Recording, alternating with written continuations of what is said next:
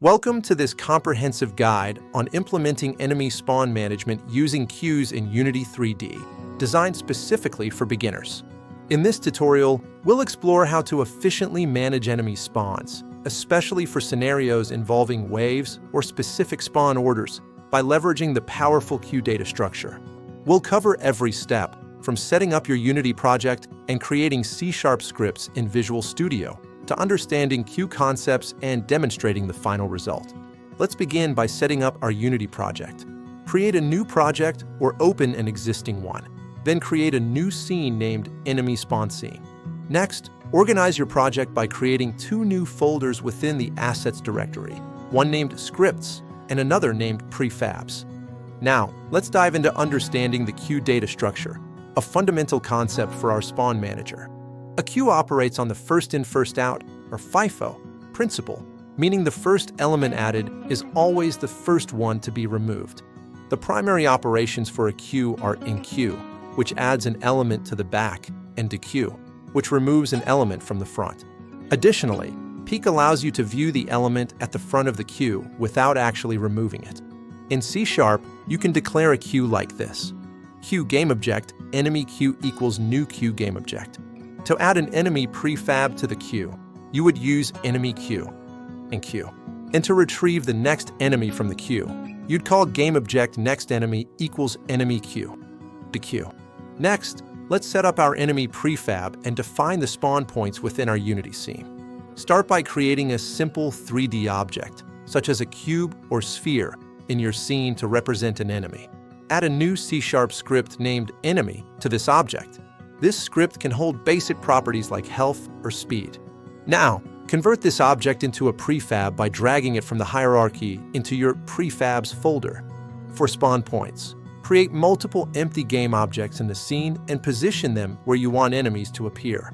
Rename these empty objects to something descriptive like spawn point 1, spawn point 2, and so on for easy identification. With our enemy and spawn points ready, it's time to implement the core of our system, the enemy spawn manager.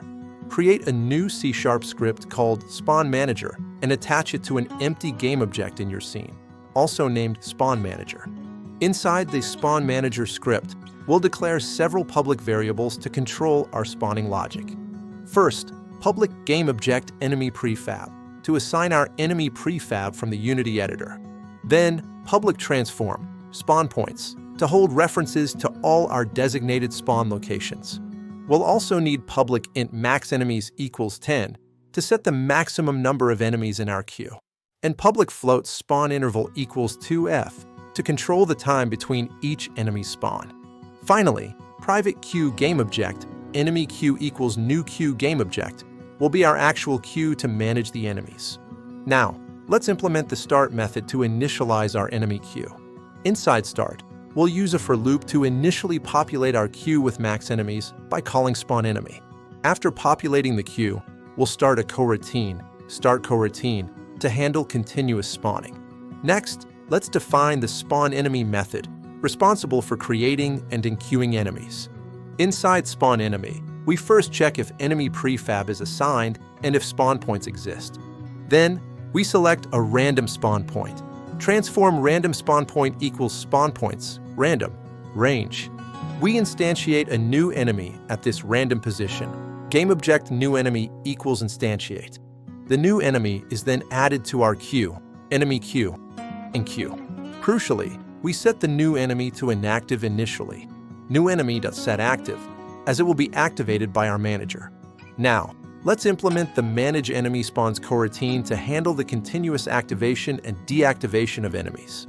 Inside this coroutine, a while loop ensures continuous operation, with yield return new wait for seconds, controlling the spawn rate.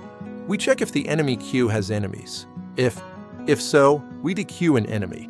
GameObject enemy to spawn equals enemy queue, dequeue. We then ensure the dequeued enemy is not null before proceeding. The enemy's position is reset to a random spawn point.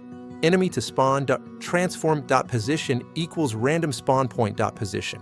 And the enemy is activated, enemy to spawn.setActive.